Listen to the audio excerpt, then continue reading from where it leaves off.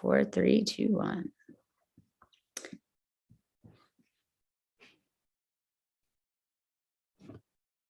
Starting my video. Oh, there I am. Hello, everyone, and welcome to Speek. I'm just going to take a moment and let my guests in. Julie. So, Julie, are you muted? I'm muted on my computer. Okay, now you need to turn the speaker down on your computer. It's off. My computer speaker's off. It is. Oh, okay. You sound better now. Oh, okay. Yeah. Beautiful. All right. Awesome. All right. Now we're going to let Caitlin in. With any luck at all. Dun, dun, dun. I see Caitlin. Happy post 420, everybody. We're here live on Speek. I am Sandy Bernhard. I am the founder of the People's Congregation of Shakers and Movers, which is one of the vibes here, also known as the PCS&M Soulcast. I'm kind of doing a little offshoot now, the Irie Bliss Wellness Show, because Irie Bliss is my hemp wellness lifestyle brand. So I'm using this as an opportunity to really illuminate some of the amazing business owners in the space, some of the amazing stories that patients have to tell of healing and hope. And yeah, we're going to get into a little bit more, hopefully, than just cannabis on my show, because I am a believer in all the plant allies. So ladies, why don't you say hello? Hi, Jules. Hi, Caitlin. Happy 420. Hi. I'm wondering if I'm going to put my headphones on, I think. Happy 420 on not 420. My daughter made it a point to tell me, Mom, 420 was yesterday, because she heard me say that my podcast was today at 420. 421. Yes. Happy 421. We're just day late. Yeah. So now I'm hoping that we're going to be joined shortly by Jody's here in spirit. So we've got Jody, our 420 RN, who's helping us with Jody. with our community grow. She's back in Massachusetts. And so I was hoping to maybe have her pop in on the vibe as well today to do a little bit of a check-in.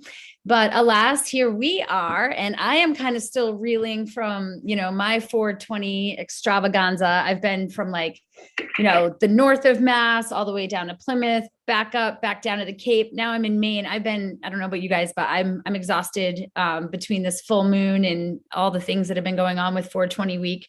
But let me ask you this. How was your 420? Why don't we start with Caitlin? Did you do anything fun? I worked on 420, which feels like working on New Year's, and I think that's probably the last time I'll do that.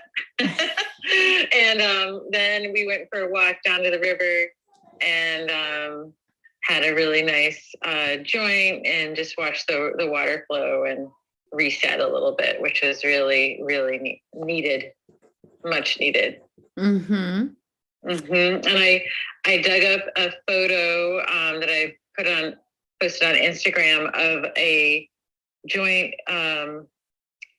In my memory, it was a 1 ounce joint, but my friend reminded me it was actually a 1/4 pound joint that we rolled for a 1996 420 party, the first 420 party I ever hosted, which was out in a small town outside of Olympia, Washington. And it was massive party that lasted like 3-4 days. And so I posted that and looked at some old photos, because that was kind of the peak of all the 420s, and it'd be really hard to surpass it. So I just spent some time thinking about that one. Well, that's nice. A day of reflection. Yeah, a little reflection. And I read I was reading the Last Prisoners Project's website and some of the reflections from incarcerated people about what 420 means to them. And I definitely took that to heart and was reflecting on that as well. Oh, well, that's really beautiful. That's a great thing to reflect on, actually. A lot of us talk about this in the mental health world, because I've been helping a lot with these recovery support groups. And, a lot of the folks, why they're traumatized is simply because they got caught and the rest of us didn't, Yeah, there's a lot of trauma. And even for those of us fortunate or privileged enough to not get caught, we're still always looking over our shoulders. That's a good point. And of a certain generation, at least. That's a really good point. I think there's a certain amount of hypervigilance that goes along with like a subtle PTSD, and a lot of us that have been legacy for, had been legacy for years. Julie, what about you? What did you do on 420? Anything fun? Hi, yeah. I had a nice conversation with my friend Caitlin, and we said a little happy 420 to each other. And then I got to go to, I went to Cambridge and had lunch with one of my friends. And then I went to Yamba Market, the grand opening of Yamba Market, which is a Black-owned dispensary in Cambridge, in Central Square in Cambridge. Nice. And Dougie Fresh was there playing. It was really fun. A lot of people were there, a lot of really inspiring statements on the stage, and it was right by the exit. So everybody who was exiting kind of came into the party area, and people were smoking, and it was an out loud. It was a crazy thing. There were people on their balconies like joining the party. So it was nice. It was a beautiful day. It was an amazingly beautiful day for New England for April. It really was. And for what we've been having, the back and forth. I know. Tuesday, but I'm pretty sure I saw a hail, sleet, a rainbow. It was 5 seasons in one day. I saw rainbow too. Yeah. Yay. I know. It was beautiful. That was Amy's birthday, our associate Amy. She got a double birthday for her rainbow. I mean, she got a double rainbow for her birthday. Double birthday. Yesterday? Yeah, Tuesday. She saw a double rainbow. Oh, okay. Yeah. Nice. Yeah, Tuesday. So she's, of course, born the day before 420. Amy, of course, for anybody who doesn't know, is one of the Irie Bliss goddesses that helps hold it down and keep the ship running smooth. Yeah. So Yamba. So Massachusetts has a program that is known as social justice, social equity, right? Social equity. Thank you. So with the Yamba organization, do you know how anything about their story? Like, do you know how long it took them to actually? I do. So it's this really amazing couple, Sean and Leah, and they were part of the Sierra Accelerator program, and they made what was it called? Purient. It's a cannabis lubricant. Oh yes, I've seen them. Yep. Mm-hmm. About 3 years ago, I think, is when they launched that product. And so they're opening both Yamba, which is in Central Square, and I think Yamba Boutique, which is going to be in Harvard Square. And the building is beautiful, and everybody was all out. So lots of support. And it's kind of like right across the street from Rev Clinics, which is a medical only. Yeah. Oh, right. Oh, so that'll be great. That'll be great for them to be an adult use in that area. I mean, that area is so up and coming. Anybody that hasn't been to Central Square in Cambridge lately, I mean, the amount of arts and public, murals and just the outdoor concerts that are going on has been amazing to see. So you ladies, so I'm trying to think. So the last time we spoke, you had just received your responsible vendor training certification through the Cannabis Control Commission.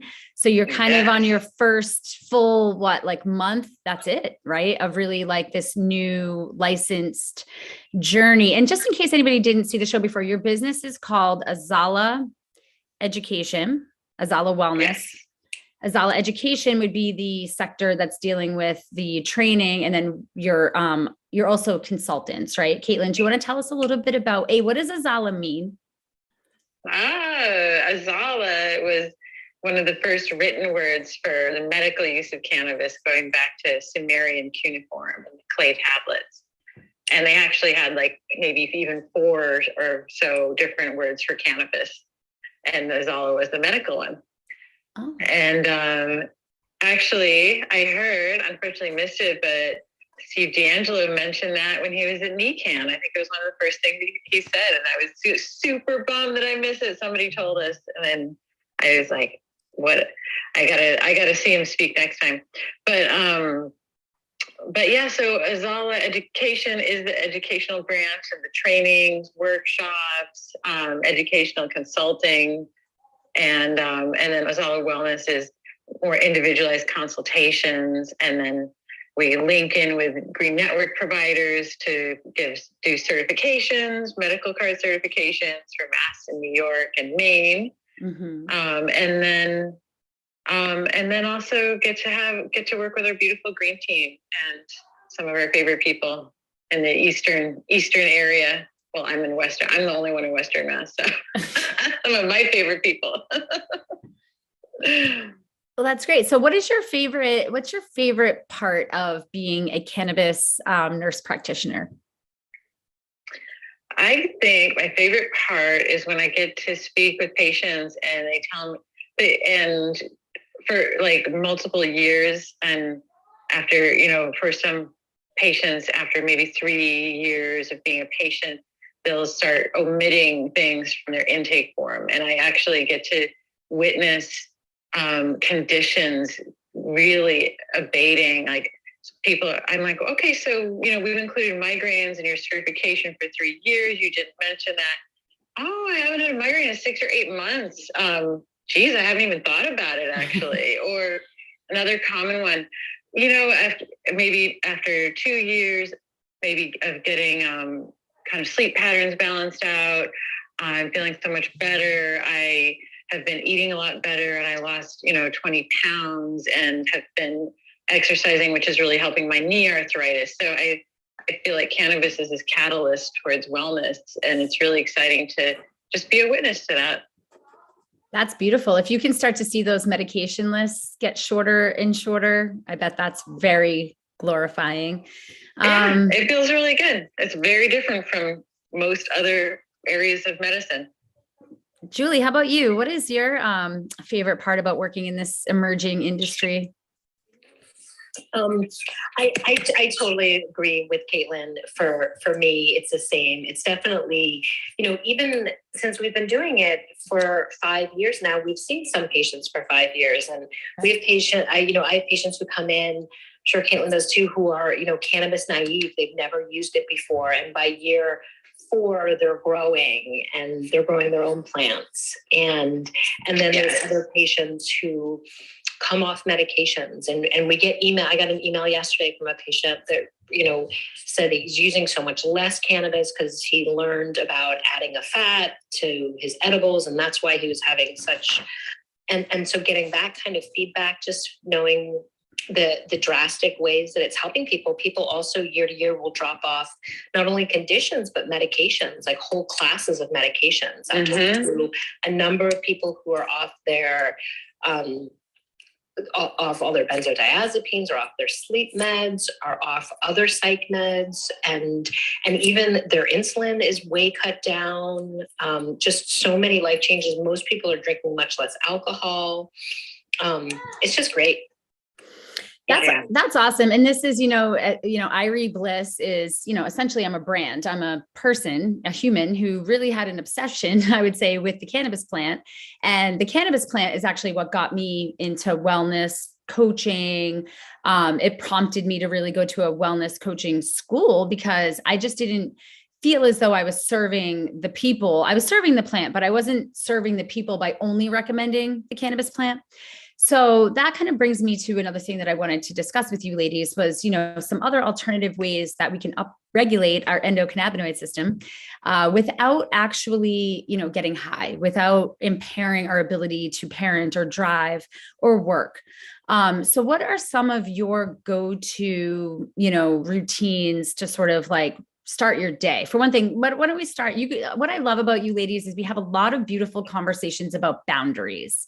As we are both growing multiple businesses at the same time, I think we're learning at the same time how important it is to literally schedule your self-care. Right? To literally pencil yourself in for the I love you, me time. So I don't know who wants to start, but I know one lovely boundary that we had set was no patients before 10 a.m. Right. And so why is that? What are you doing? I know you're not getting up, you're not rolling out of bed at 10 a.m. So what is it? What is your morning hygiene, I guess they call it, look like, Caitlin? Yes, my cat comes and her wake up call is 6:45 a.m. And then I sometimes convince her to cuddle and let me sleep a little longer. And then I roll out of bed, feed her, and I sit down, I write a page first thing. That's a practice from the Artist Way called Morning Pages. So first thing, just jot things down. Or if I had some really vivid dreams, I have a separate dream journal. I write that down and then meditate I have my timer set for 16 minutes. That first minute is just for me to get settled. And then I meditate for 15 minutes and then I do yoga, and I have it all set up in the room next to my bedroom because I was finding that any little thing could disrupt this. Doing yoga in a separate room from where I meditated was a great way to get distracted on the phone just from walking from that room. So I got it all set up in one room. Boom, boom, boom. Morning page, meditate, yoga, and then I go down and I make coffee and a smoothie. And by that point, I sit down, I get all my notes ready for patients. That's about 9:30 when I'm sitting down at my computer. It's a good 2-hour stretch. Now, does your kitty follow you this whole time? No. She goes right back to sleep. She does. She's just like, to wake me up. Move it or lose it, lady. What about you, Julie? I am seeking to establish a more sort of regular routine. Generally, like many people, my sleep has been really disrupted during the pandemic. And I sort of have an early morning waking. And so sometimes I get up and I will read or journal, but I try to get back to sleep. And I'm usually, I don't really have a set schedule. I try to get exercise in during the day at some point by walking the dog. I try to get outside a couple times a day. I have like a green drink that I drink most mornings, and then I just have a little location where a couple of places in my house where I sit to do patient calls. But generally, once I'm on patient calls, I'm usually up pacing. I sort of think better on my feet, and most of my phone calls are just walking around the island in my kitchen. Yeah, we did. For a while, we were really tied down doing video appointments during the pandemic. And then at a certain point, I was like, I just can't do this anymore. I need to, and I think that was you, Julie, you said, don't, just call. You can walk that way, stand up, move around. Cause I was literally sitting for, 6 or 7 hours a day.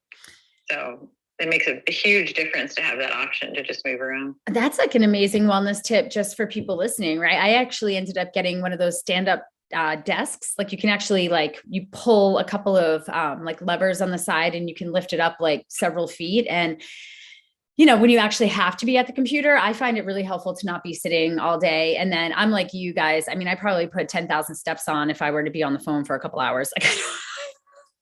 I was the kid that used to wrap the telephone cord around my entire body. Remember those days, guys? That's showing my age.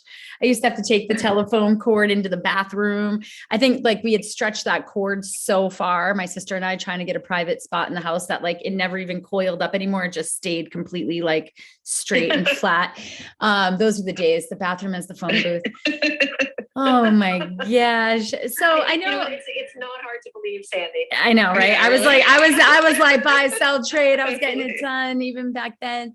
So speaking of sort of the pandemic kind of, finally coming to an end, I know for myself, I really had maybe convinced myself that I didn't really miss large live concerts and I didn't really miss big conventions because the parking and the bother, but I'm going to tell you, I was lying to myself. I freaking missed it. I now that I've been back going to circles and, concerts again, I think I ended up going to 3 sound healings this week. And I think I did the same thing with concerts. I went to 4 in 10 days. I just cracked out. I'm cracking out on the people and the energy and you know what I mean? So I know that you ladies are so passionate and dedicated, to this industry, that you're very involved in several trade organizations and you're very into making sure that you're up on the latest research and data as a way to help end the stigma, right? Because if we know better, we can teach better, we can do better.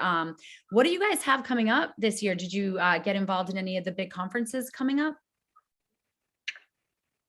We're about to head out, all 3 of us, to CanMed in Pasadena. Caitlin's going to go out a little bit early, but that is very exciting. It was canceled for 2 years. And so we are really, it's a really exciting conference. There's a lot of people from all over the world and they drop everything they've been working on in their labs. And so we're really excited for that. And then this summer we're going to be speaking at NECAN in Vermont. Oh, nice. What are the dates on that one? Do you remember? I'm sorry? Do you remember the dates on the Vermont NECAN? Yes, it's the weekend of the 24th, 25th, I think, of June. Of June. Yeah, oh, wow. right. Okay. Yeah, and Vermont's just starting to roll their regulations out and figure all that out. So that'll be really interesting. For adult use, so To see what's going on. they went Yeah, adult adult use. use. Right? Yep. That will be really interesting. So how many states Yeah. are we up to now? Do you guys know off the top of your head, medical and rec? States? Yeah. How many states are we up to I now? think adult use is 19 and medical use is 37. And, they're a subset of each other. So, Right. yeah. Right. So interesting. Yeah. Yeah. I was just reading these statistics about Oklahoma versus New York. And although New York's population is much higher than Oklahoma's medical program is way better. I mean, much more extensive, a much larger percentage of the population. And New York is really behind. And New York's medical program was so restrictive for so long. They just finally redid it this last year. But Yeah. I mean, I thought that was so interesting.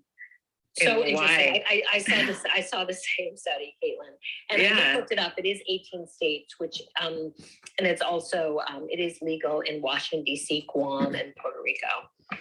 So is And it that's for medical use where it's legal. I mean, sorry, recreational adult use where it's legal. so is it still largely like the South and the Midwest? I used to know this. I haven't really looked at a map in a long time. Who are the states? I wonder who out there. I wonder if any of our listeners out there are in. I know Wendy Lovedge, who got me involved in this podcast. I mean, we actually use the word, cannabis refugee. I mean, imagine having a condition that cannabis is going to help you, and that the 15 pharmaceuticals that they've been offering you are not working. So you actually have to pick your family up and move to an arbitrary, across an arbitrary border to access a plant. I mean, this is where I know you ladies are really my sisters in the feeling of like just needing to do anything that we can, not only for those who are in prison, and being a voice for them, but being a voice, for this actual like benign plant. It's not a benign plant because it's such a bountiful plant. Like benign's not even the right word for it because it's not doing nothing. It's doing so many things. And it's always changing, right? Like as a cannabis plant, like grows, its constituents change. And then as it cures and ages, so does the compound change. So do the chemical compounds change, right? Like things convert.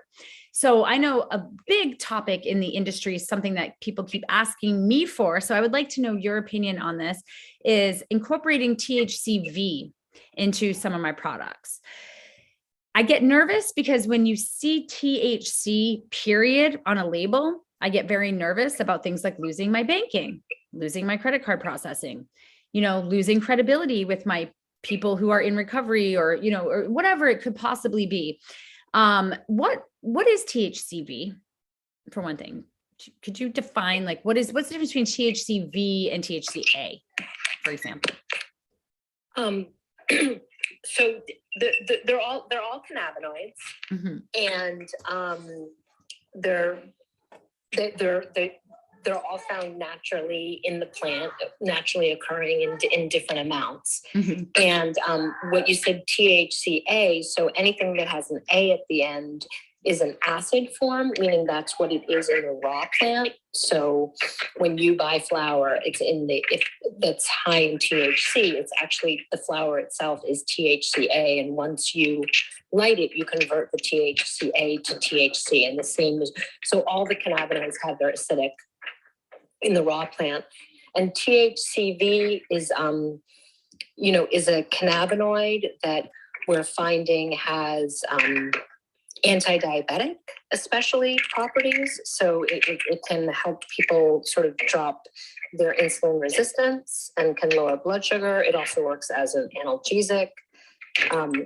It is actually an appetite suppressant. So it's typically a cannabinoid that I'll steer people to if they are if having the munchies is something that is detrimental to them or disturbing to them. Some people use cannabis to increase their appetite, but some people don't want that as an effect. And so THCV can decrease people's appetite. And that's sort of what's special about it right now. It actually blocks the CB1 receptor. And they experimented with some synthetic CB1 receptors in the 1980s for weight loss. But big surprise, when you synthesize cannabinoids and use them without the benefit of their other plant compounds, cannabinoids and terpenes, you get a lot of side effects. And one of the side effects was suicidal ideation. Really? So that drug was called rimonabant or rimonabant.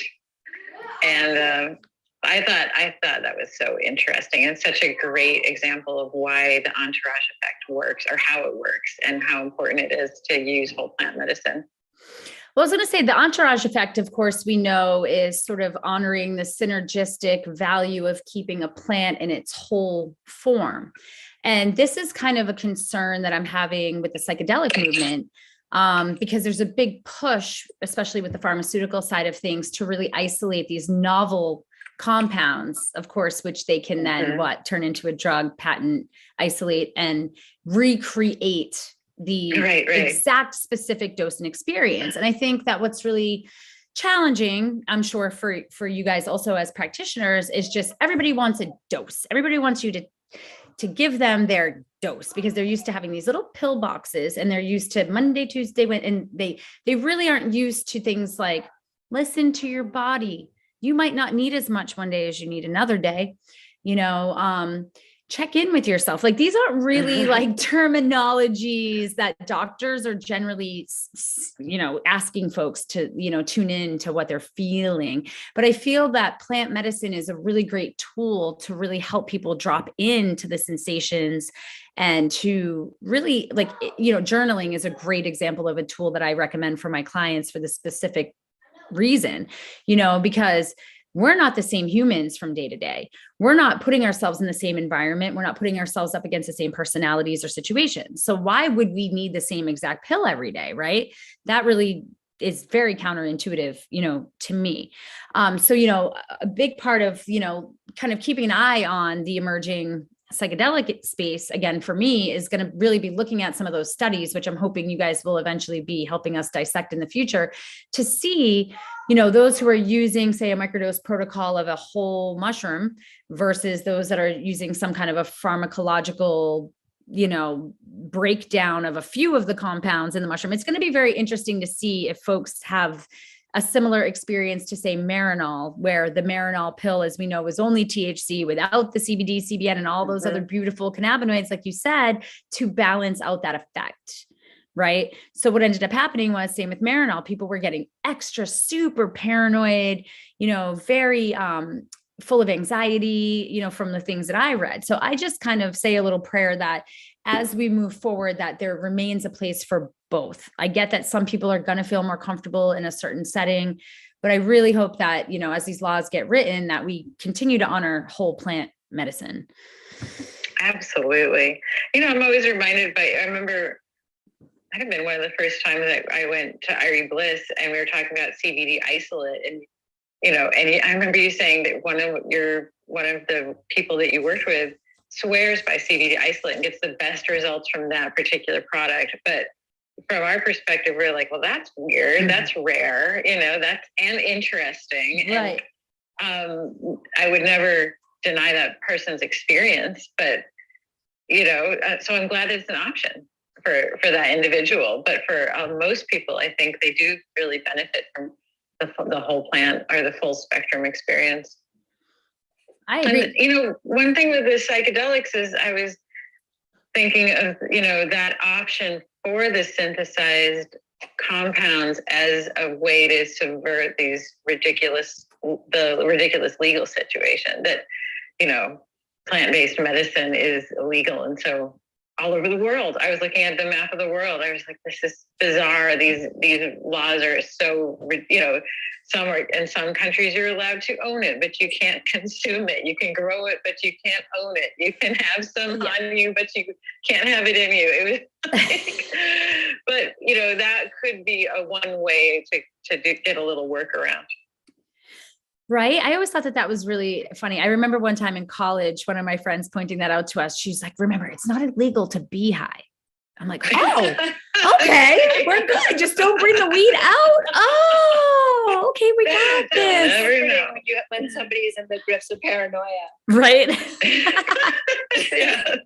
Yeah, no, I mean, what we find with whole plant medicine is that also the dosages are so much lower. If you use an isolate, and that the dosing is so much higher and the side effect profile is higher. And with whole plant medicine, your dose is lower and your side effect profile is lower. And what we're finding and what the data is showing is that when people first start using cannabis, when they come to it through the medicinal route anyway, and that's studied, that the amount that generally it's believed that they have a significant endocannabinoid imbalance or deficiency. And so let's say they've had lupus for years or whatever condition, but autoimmune is a big one. And they start using cannabis, the amount of cannabis they use might be, will be generally higher. And then after they've been using it for a year or so, the dosages go down. And that's because your endocannabinoid system needs less assistance because you've been balancing it. Right. That's why we always kind of have people sort of like slowly titrate up, right? And kind of find their sweet spot. And I have noticed that I have said to people, maybe after a month or two, you might be able to back off one dose a day or reduce the dose by half, because I generally do recommend it. I'm pretty sure we might be on the same page as this, but I usually recommend that people take their cannabinoids throughout the day in smaller doses versus in the morning as like one large, say, dropper full of a tincture. I like to see people kind of keeping themselves, I say lubed, pleasantly lubed all day. Do you guys agree with that? Absolutely. Yeah. Great way to get ahead. It's a different, I guess I always think of, preventative medicine and symptomatic management. And that's a great way to be a little bit more preventative. You're preventing the anxiety from getting out of control. You're preventing the chronic pain from building up so much that you can't sleep all night. And patients who do that consistently often find they don't need as much for sleep, or maybe they stop using it in the evening because they are less anxious and able to just fall asleep naturally. Yeah, definitely. I think, and you're able to use it in the preventative way is the main thing by taking it regularly. Emma Chasen sort of refers to, who's a cannabis educator, refers to cannabinoid oil sort of as like the Tin Man, and the oil regularly used to sort of like loosen up all the.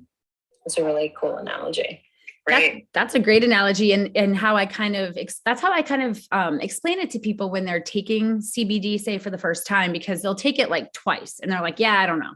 Didn't really do anything. And I'm like, okay, bro, like you've never fed your endocannabinoid system your entire life, So often I've seen, that it's not until people stop taking the CBD or the THC, whatever it is, like they'll take it and they'll be like, yeah, I don't know. I didn't know if it was my thing. And then they stop and like a week or week and a half goes by, and then they go to like run up the stairs and they're like, I didn't really realize it was helping, but I think it actually was. It didn't help the way a Tylenol helps. It didn't help. Definitely. We see that all the time. We see people, I spoke to somebody a little while ago who was in a little, was taking CBD regularly and sort of not really sure if it was helping or not, but she got into a little fender bender accident. And she said herself previously, her like flight or fight would have been overdrive. She would have been beside herself. And she was just like, okay, this thing, it's happening. I have to deal with it. And she was like, that was the CBD, wasn't it? Great. There's definitely like, it can be subtle, and and we hear from a lot of people who are like, oh, CBD doesn't work. Mm. I tried it and it didn't work. And it's like, yeah, you didn't try it.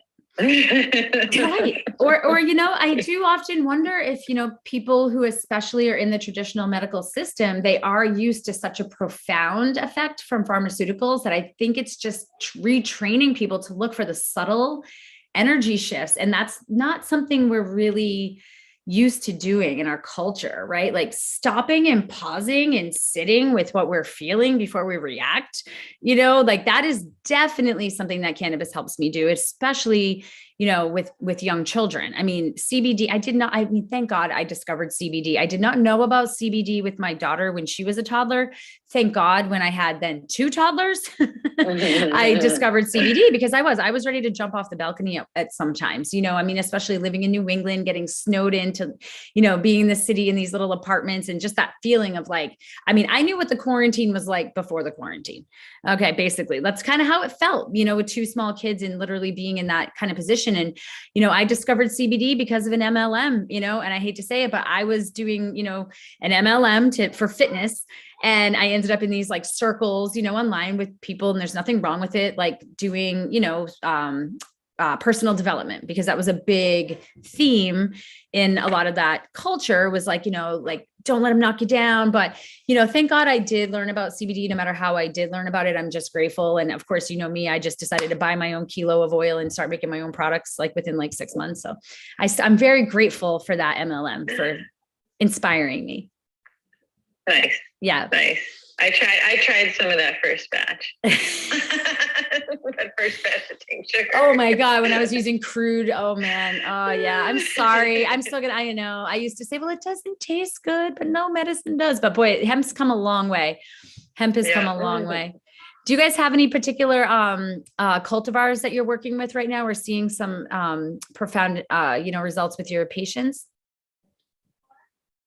Generally speaking, everything is so different in terms of every person and all that. So, with my recommendations and what my patients are working on, generally, it's playing around with the different ratios of cannabinoids. And so that's not always super available either. So I'll usually recommend that somebody, whether if it's flower or edibles, that, and just to buy THC and CBD separately, and then to sort of keep notes and play around with their own ratios, try 1-to-1, especially for chronic pain. And a lot of things, we have some really good data on that, not from cannabinoids here, but from a trial with there's a prescription called Sativex, which is available in 30 countries, which is for intractable pain of MS. So it's for like chronic, regular, serious pain. And that's a 1-to-1 oral mucosal spray. And there's tons of data about that pharmaceutical, which is cannabinoids. So